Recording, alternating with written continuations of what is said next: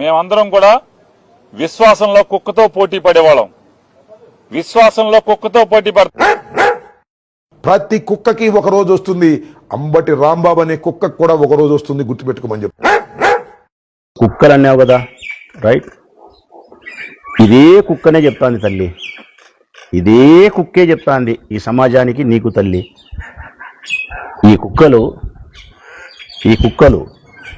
జాతి కుక్కలు తల్లి. ఏమయ్యా అంబటి, రాజమల్లు, నాని, మిమ్మల్ని చూస్తే కుక్కలు కూడా సిగ్గుపడతాయబ్బా.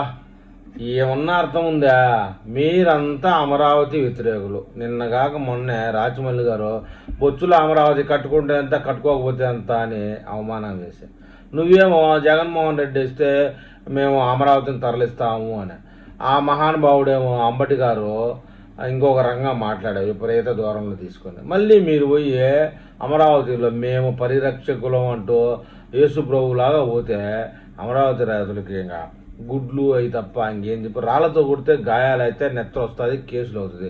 గుడ్లతో కొడితే గుడ్డు పగులుతుంది, అవమానం మిగులుతుంది మీకు, అంతే. అందుకే వాళ్ళు ప్లాన్ చేశారు రాళ్లతో కొట్టకుండా గుడ్లతో. మీరేమో రౌడీల్ని తీసుకుపోయి మంచోడు కానిస్టేబుల్ వాడిని బదనాయం చేసి హాస్పిటల్ ఎట్టున్నాడో ఎవరు పరామర్శిస్తున్నారో తెలియకపోయా. ఏమన్నా పద్ధతి? మీరు చూడండి వీడియోలో, జగన్మోహన్ రెడ్డికి కుక్కలాగా విశ్వాసంగా ఉంటారు కానీ ఆంధ్రప్రదేశ్ రాష్ట్రానికి కుక్కలాగా విశ్వాసంగా మీరు ఉండే అవకాశమే లేదు. అర్థమైపోతుంది. మీ చీటి చించేశారు ప్రజలు.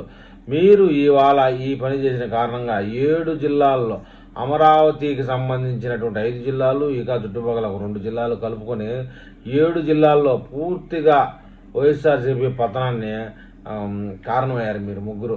ఏది ఏమైనా మీరు ఇలాగే ఉండాలి. మళ్ళీ 2029లో కూటమి రావాలి. మీరు పూర్తిగా అంతరించిపోవాలి. ఈ విషయంలో మరి అమరావతి రైతులు ఏమైనా కామెంట్ చేస్తారో చూద్దాం.